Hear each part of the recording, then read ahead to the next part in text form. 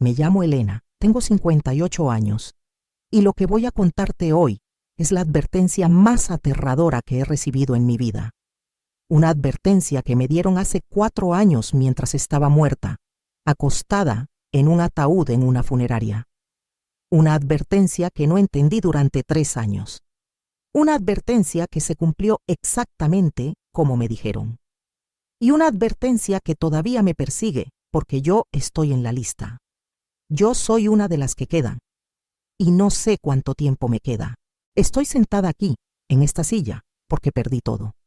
Mi casa, mi reputación, mi libertad está en la balanza.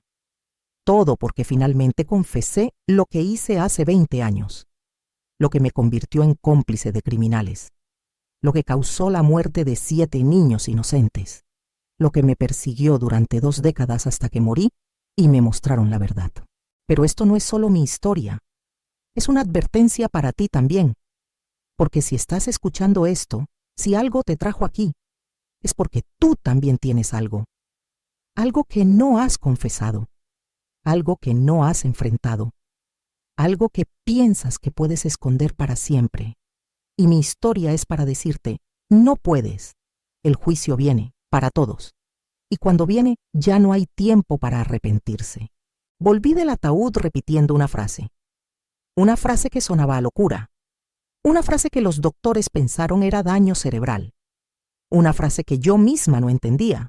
Los primeros serán en julio. Durante 3 años repetí esa frase sin saber qué significaba. ¿Los primeros qué? ¿Julio de qué año? ¿Qué era lo que iba a pasar en julio? Busqué respuestas desesperadamente. Nadie podía decirme, porque nadie más sabía.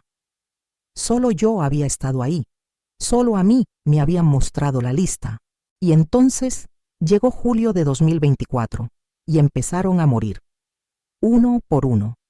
5 personas en un mes. 5 de las 9 que estaban en la lista. 5 de los que pensaron que se habían salido con la suya. 5 que creyeron que su crimen nunca tendría consecuencias. Y yo entendí. Finalmente entendí qué significaba. Los primeros serán en julio. Los primeros 5 nombres de la lista serían juzgados en julio. El juicio divino comenzaría ese mes. Y no se detendría hasta que todos los nombres fueran tachados. Mi nombre está en esa lista, el 7º de 9. Y quedan 4. Y cada día que pasa, cada noche que me acuesto sin saber si despertaré, vivo con el terror de que mi turno ha llegado. Pero también vivo con la certeza de que esos 3 años que no entendí la advertencia fueron misericordia. 3 años de oportunidad. 3 años para arrepentirme antes de que fuera demasiado tarde. Por eso estoy aquí. Por eso estoy contando esto públicamente. Porque finalmente entendí. Y porque si tú tienes algo que no has confesado, algo que piensas que puedes esconder, necesitas saber que el tiempo de misericordia no dura para siempre. Eventualmente el juicio llega. Pero déjame empezar desde el principio. Déjame contarte quién era yo. ¿Qué hice? ¿Por qué estoy en esa lista? Porque sin entender el crimen, no entenderás el juicio. El año era 2001. Yo tenía 34 años. Trabajaba como asistente administrativa para Roberto Salinas, un político poderoso en nuestro estado. Diputado local con aspiraciones de gobernador, carismático, exitoso y completamente corrupto. Mi trabajo era manejar su oficina, correspondencia, archivos, documentos, contratos, todo pasaba por mis manos, y yo era buena en mi trabajo, organizada, discreta, leal, o eso pensaban ellos, porque yo sí era discreta. Pero también tenía ojos y veía cosas que no debería haber visto. Ese año, 2001, se aprobó un proyecto para la construcción de un hospital infantil en una comunidad pobre llamada Valle Verde. Era un proyecto importante, un hospital que serviría a miles de familias que no tenían acceso a atención médica adecuada. El presupuesto era de 4 millones de pesos. Dinero del gobierno federal destinado específicamente para ese hospital. Roberto Salinas era el coordinador del proyecto. Él decidía quién recibía los contratos, quién construía, quién supervisaba. Todo pasaba por él, y él decidió robarse el dinero. Yo vi los documentos, contratos inflados, facturas falsas, transferencias a empresas fantasma. Vi cómo el dinero que debería haber ido a construir ese hospital fue desviado sistemáticamente a cuentas personales. Salinas no trabajó solo, tenía cómplices. Javier Montoya, su abogado personal, estructuró el esquema legal para que pareciera todo legítimo. Fernando Ruiz, el contador, manejó las transferencias y ocultó el rastro del dinero.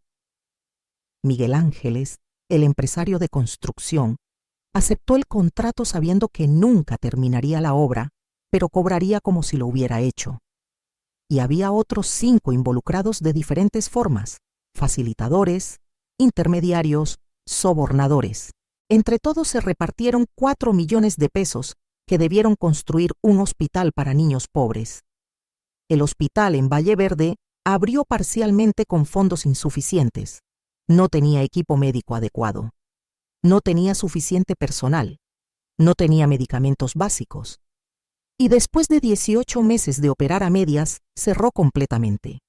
Simplemente no había fondos para mantenerlo. ¿Y qué pasó con los niños de Valle Verde? Tuvieron que viajar 2 horas al hospital más cercano cuando necesitaban atención médica. 2 horas en caminos malos. 2 horas que algunos no tenían. Durante los siguientes 2 años, 7 niños murieron. 7. Todos casos donde si hubiera habido un hospital funcionando en Valle Verde, habrían sobrevivido. Pero tuvieron que ser trasladados. Y no llegaron a tiempo. Un niño de 4 años con apendicitis que se convirtió en peritonitis en el camino. Una niña de 8 años con asma severa que murió asfixiada porque no llegó al hospital con oxígeno.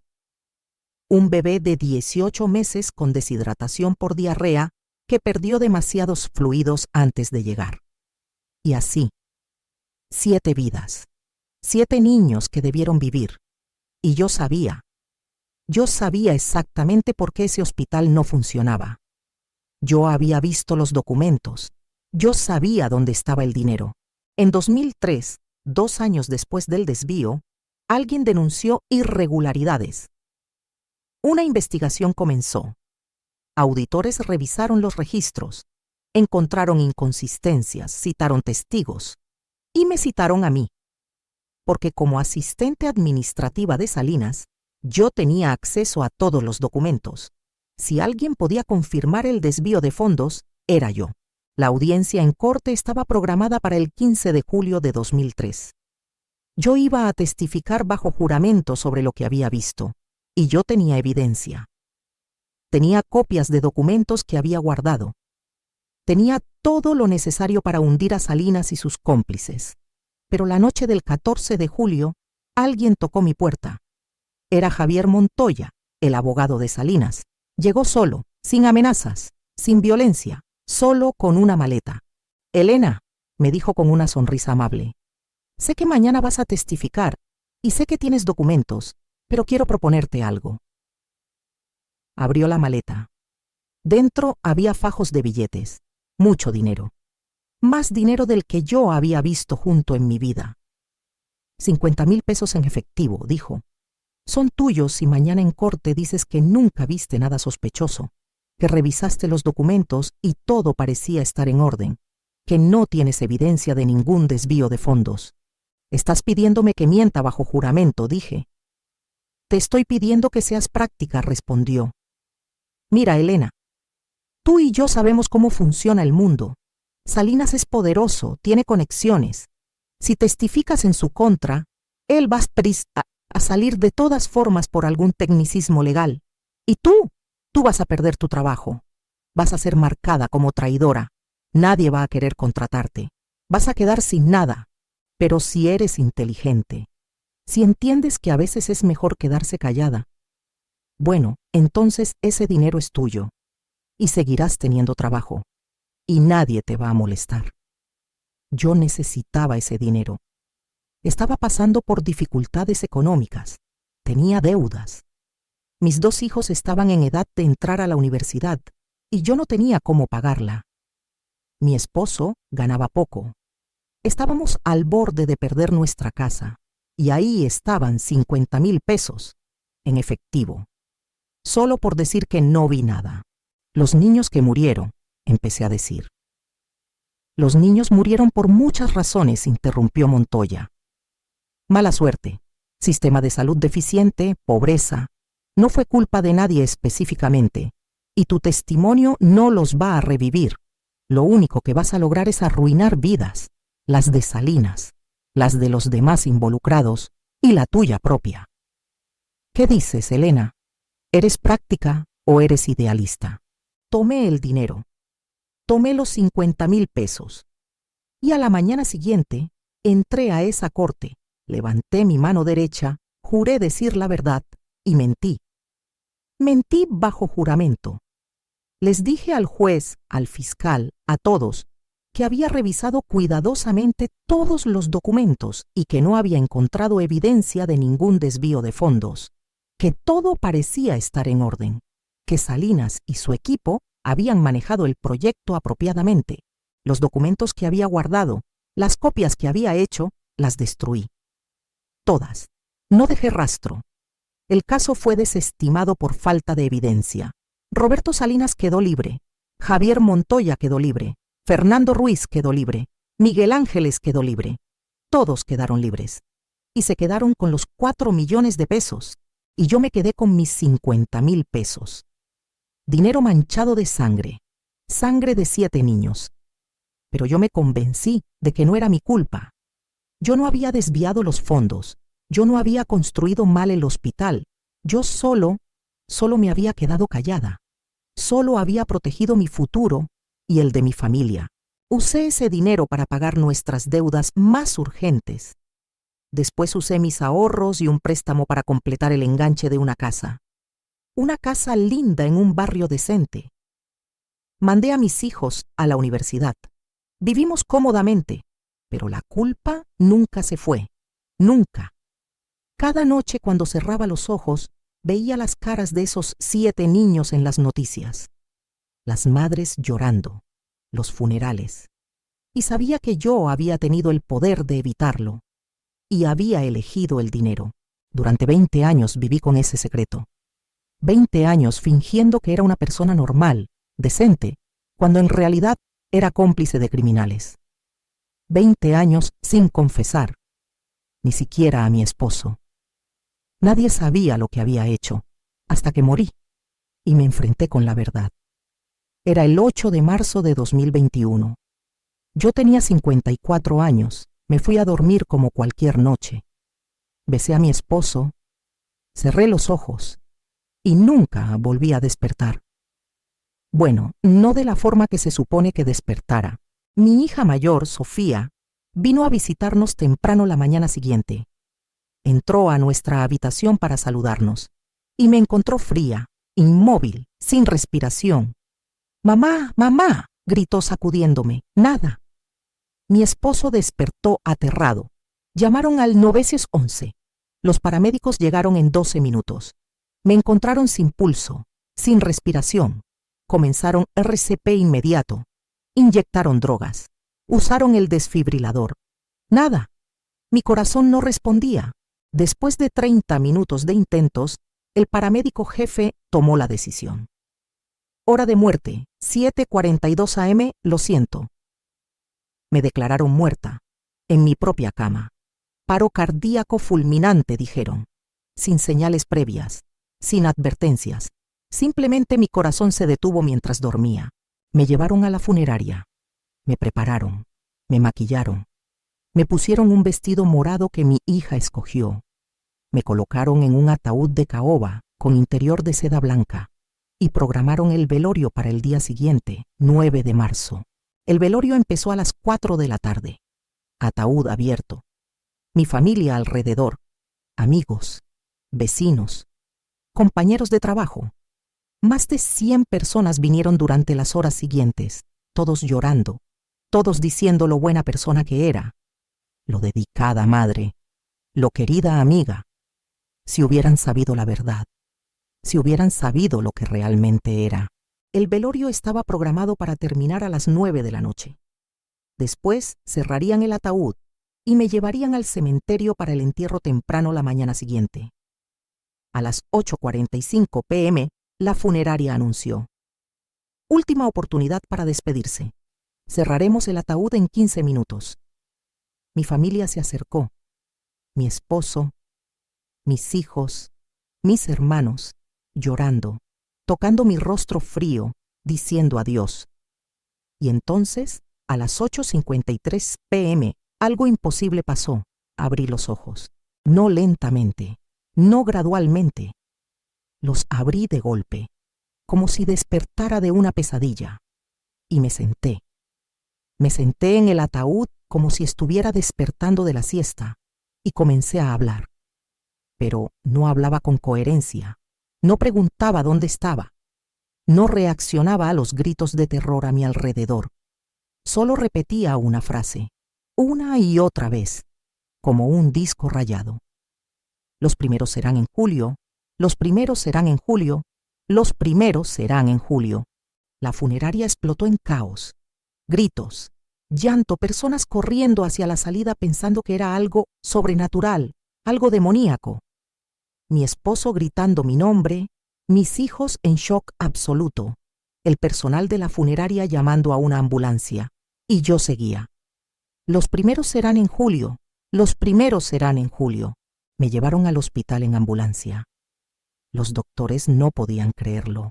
Revisaron mi certificado de defunción. Llamaron a los paramédicos que me habían declarado muerta esa mañana. Verificaron todo. Estuvo muerta durante aproximadamente 18 horas, confirmó el médico forense después de revisar toda la documentación. Desde las 7:42 a.m. de ayer hasta las 8:53 p.m. de hoy. 18 horas sin signos vitales. Esto no debería ser posible. Hicieron pruebas, escáneres cerebrales, análisis de sangre, electroencefalogramas, todo, y encontraron que estaba bien, físicamente bien, sin daño cerebral aparente, sin explicación médica para cómo había sobrevivido, excepto por una cosa. No podía dejar de repetir esa frase. Los primeros serán en julio.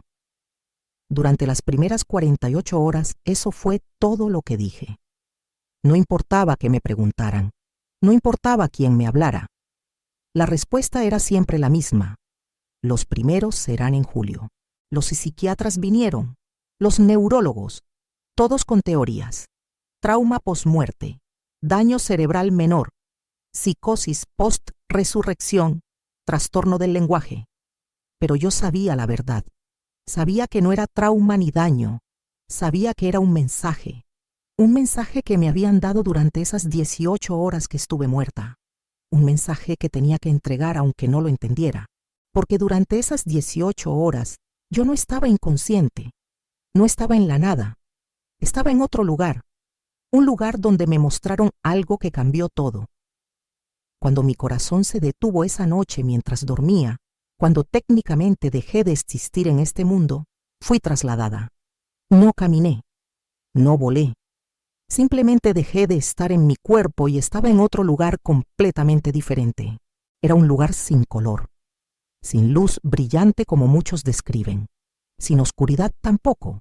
Era neutral, gris y frío. No frío físico, frío espiritual, como si estuviera en una sala de espera antes de un juicio. Y no estaba sola. Había una presencia. No puedo decir que era un ángel porque esa palabra implica calidez, compasión. Esto era judicial, severo, autoritario. Una presencia que juzga, no que consuela. Elena, dijo la voz, no con sonido audible, directamente en mi conciencia. ¿Dónde estoy?, pregunté aterrada. Estás en el lugar donde las cuentas son ajustadas, donde cada acción es pesada, donde cada decisión es evaluada. ¿Estoy muerta? Sí. Tu corazón se detuvo. Tu cuerpo está siendo preparado para el entierro en este momento. Pero tu juicio no ha sido completado. ¿Juicio? Y entonces todo cambió. El espacio gris se llenó de imágenes. Imágenes que reconocí inmediatamente, imágenes de mi pasado. Vi la noche que Javier Montoya tocó mi puerta con la maleta llena de dinero. Vi mi rostro mientras contaba los billetes.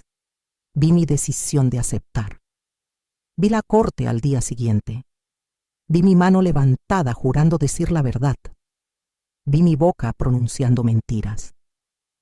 Vi los documentos que destruí, la evidencia que eliminé, la verdad que enterré. Y entonces me mostraron las consecuencias que yo había ignorado durante 20 años. Me mostraron a los 7 niños, uno por uno, sus rostros, sus nombres, sus edades y sus muertes. Carlos, 4 años, apendicitis. Murió en el camino al hospital lejano, su madre llorando sobre su cuerpo pequeño. Ana, 8 años, ataque de asma, sin oxígeno disponible, asfixiada lentamente mientras su padre manejaba desesperadamente hacia el hospital que estaba a 2 horas. Mateo, 18 meses, deshidratación severa, tan pequeño, tan frágil, perdió demasiados fluidos antes de llegar. Y así, 7 historias, 7 familias destruidas, 7 vidas que debieron continuar. Ellos murieron, dijo la presencia, porque el hospital que debió salvarlos no existía. Y el hospital no existía porque el dinero fue robado. Y el robo no fue castigado porque tú mentiste. No, no fui yo quien robó el dinero. Intenté defenderme. No, pero fuiste tú quien permitió que los ladrones quedaran libres. Tuviste el poder de hacer justicia. Y elegiste el silencio. Elegiste el dinero. Elegiste proteger criminales sobre proteger inocentes. ¿Y sabes qué compraste con esos 50,000 pesos? Compraste tu culpa, compraste tu participación, compraste tu lugar en esta lista. Y entonces me mostraron algo que me heló la sangre. Una lista escrita en algo que parecía fuego. 9 nombres. 1. Roberto Salinas. 2. Javier Montoya. 3. Fernando Ruiz. 4. Miguel Ángeles. 5. Nombre que no reconocí de inmediato, pero después recordé era un facilitador. 6. Otro cómplice menor. 7. Elena Vega. 8. Otro involucrado. 9. El último en la lista. Mi nombre estaba ahí, el séptimo de 9. Entre criminales, entre ladrones, entre asesinos indirectos. Esta es la lista de los que tienen cuenta pendiente por el hospital de Valle Verde, explicó la presencia. 9 personas cuyas decisiones causaron directa o indirectamente la muerte de 7 niños. Y cada uno será llamado a rendir cuentas. ¿Cuándo?, pregunté temblando. Ya comenzó. El juicio ya comenzó. Y continuará hasta que todos los nombres sean tachados. Pero yo me arrepiento. Lo siento. Si pudiera regresar el tiempo, el arrepentimiento después de ser confrontado no es arrepentimiento verdadero, es solo miedo. Si hubieras tenido verdadero arrepentimiento, habrías confesado hace años, voluntariamente, sin necesidad de ser forzada. ¿Entonces voy al infierno? La presencia guardó silencio por un momento, y entonces dijo algo que no esperaba. No, todavía no, porque voy a darte algo que no mereces, tiempo. Vas a regresar, vas a despertar. Y vas a tener tiempo para decidir qué hacer con esta información. ¿Cuánto tiempo? Eso no te corresponde saberlo, pero te daré una señal, una advertencia. Cuando veas cumplirse lo que te voy a decir, sabrás que el tiempo de misericordia está terminando. ¿Qué señal? Los primeros serán en julio. ¿Qué significa eso? Los primeros 5 nombres de esta lista serán juzgados en julio del tercer año después de tu regreso. Cuando veas que eso sucede, cuando veas que 5 de ellos mueren en un solo mes, sabrás que el juicio ha comenzado de verdad y sabrás que tu turno está cerca. ¿Y qué se supone que haga? Arrepiéntete, verdaderamente. Confiesa lo que hiciste, enfrenta las consecuencias, busca el perdón de los que lastimaste y advierte a los demás, porque esta lista no es la única. Hay muchas listas, y el juicio viene para todos los que tienen cuentas pendientes. Pero no entiendo. Los primeros serán en julio de qué año. ¿Cómo sabré cuándo? Regresarás con esta frase. La repetirás. No la entenderás al principio. Pero cuando llegue el momento, cuando julio llegue, lo sabrás. Tendrás 3 años. Úsalos sabiamente. Y entonces todo se oscureció y sentí que caía de vuelta hacia mi cuerpo, hacia ese ataúd en esa funeraria, hacia el mundo de los vivos. Y cuando desperté, lo primero que salió de mi boca fue: los primeros serán en julio. Durante días no pude decir otra cosa. Durante semanas seguía repitiéndola constantemente, aunque también podía hablar de otras cosas. Durante meses me persiguió en sueños. Antes de continuar, necesito hacer una pausa aquí. Si has llegado hasta este punto en mi historia, si estás escuchando esto, necesito que entiendas algo importante. Esta no es solo una historia interesante. Esta es una advertencia. Una advertencia de que el juicio viene. Y si tú tienes algo que no has confesado, algo que has escondido durante años pensando que nunca tendrá consecuencias, necesitas saber que sí las tendrá. Si esta historia te está impactando, te pido 3 cosas. Primero, déjame un comentario. Cuéntame si tú también has hecho algo en el pasado que te persigue. Si has guardado un secreto. Si has sido cómplice de algo malo. Tu comentario me ayuda a saber que este mensaje está llegando a quien necesita llegar. Segundo, suscríbete a este canal si aún no lo has hecho. Voy a seguir compartiendo actualizaciones sobre lo que está pasando con los nombres restantes en la lista. Y necesito que estas advertencias lleguen a más personas. Y tercero, comparte esto, especialmente si conoces a alguien que está cargando culpa por algo que hizo en el pasado. Porque mi historia es prueba de que eventualmente el juicio llega. Y el tiempo de misericordia no dura para siempre. Ahora déjame contarte qué pasó durante los 3 años que no entendí la frase. Me dieron de alta del hospital una semana después de despertar en el ataúd. Físicamente estaba bien. Mentalmente, estaba obsesionada con entender qué significaba los primeros serán en julio. Gasté esos 3 años investigando, buscando, tratando de descifrar el mensaje. ¿Los primeros qué? Primeros en una lista, primeros en una competencia, primeros en un juicio. ¿Y julio de qué año? 2021, 2022, 2023, 2024. Consulté con pastores, con sacerdotes, con psíquicos, con cualquiera que pensara podía ayudarme. Nadie tenía respuestas. Todos tenían teorías, pero ninguna tenía sentido completo. Y mientras tanto, seguí viviendo en mi mentira. No confesé lo que había hecho hace 20 años. No busqué a las familias de los niños. No fui a las autoridades. Porque aunque había visto esa lista, aunque sabía que mi nombre estaba ahí, pensé que tal vez tenía más tiempo. Pensé que tal vez si entendía la advertencia, podría evitar las consecuencias. ¡Qué tonta fui! No estaba siendo dada una advertencia para evitar el juicio. Estaba siendo dada tiempo para arrepentirme antes de que llegara. Y entonces llegó julio de 2024. El 5 de julio de 2024, estaba tomando café en la mañana cuando vi las noticias. Roberto Salinas, exdiputado y líder comunitario, muere a los 68 años de infarto masivo repentino. El reportero decía que Salinas estaba dando un discurso en un evento cuando de repente se agarró el pecho y cayó. Murió antes de llegar al hospital. Sentí un escalofrío. Roberto Salinas. El primer nombre en la lista.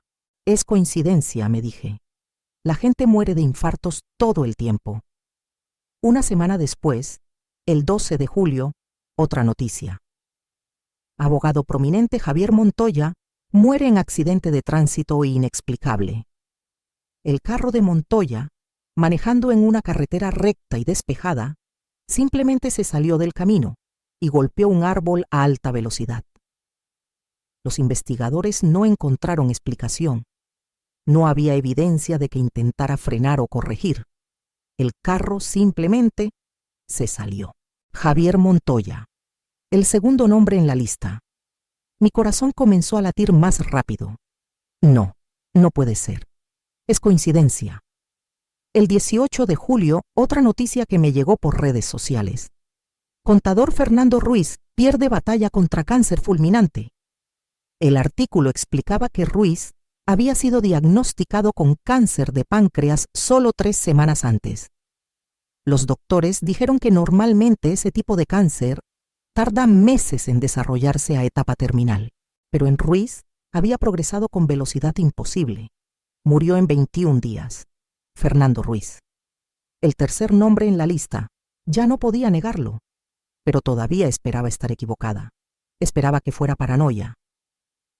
El 23 de julio, mi teléfono sonó. Una amiga en común.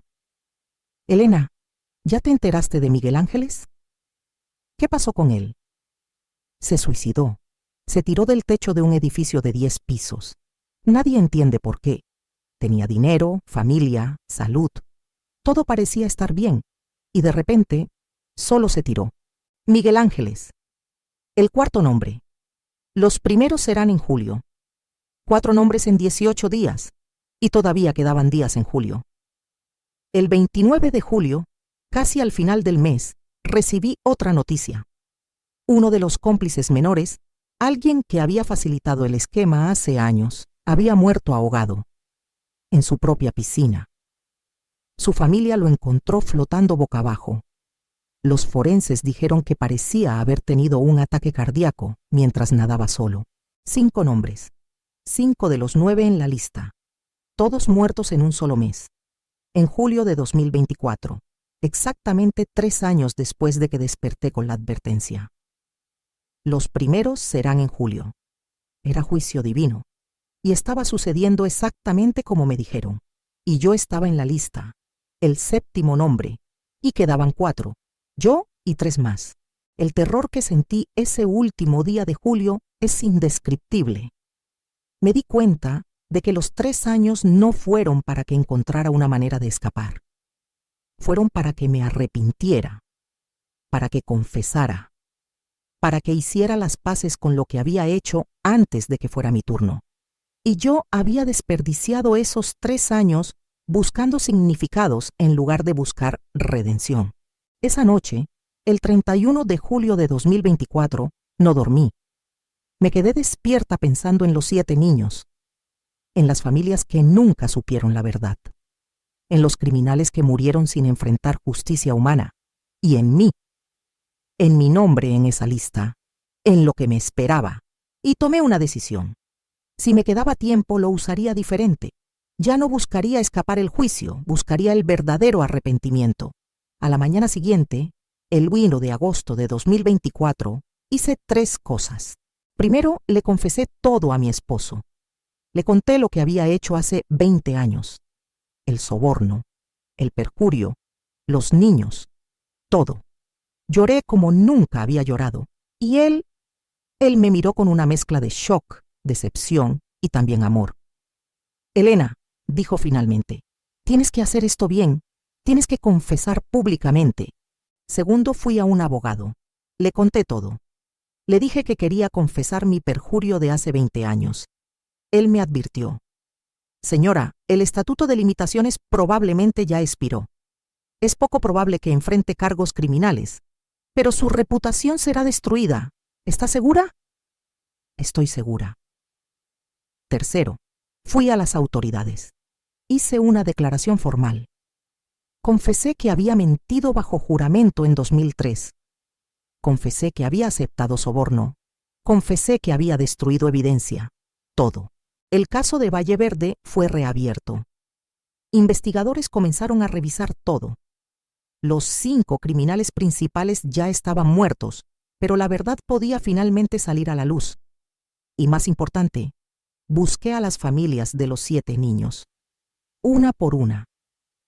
Les dije la verdad. Les dije por qué el hospital no funcionó. Les dije quiénes robaron el dinero y les dije mi parte en encubrir el crimen. Algunas familias me gritaron, me maldijeron, me dijeron que era tan culpable como los que robaron el dinero, y tenían razón. Otras familias, después del shock inicial, me dijeron, gracias por finalmente decirnos la verdad. Vivimos 20 años sin saber por qué. Ahora finalmente lo sabemos. Ninguna me perdonó completamente. ¿Cómo podrían? Su hijo, su hija, su bebé había muerto porque yo elegí 50,000 pesos sobre la justicia. Perdí todo después de esa confesión. Mi casa, comprada con dinero de soborno, fue embargada como parte de la restitución. Mi reputación quedó destruida. Amigos me dieron la espalda.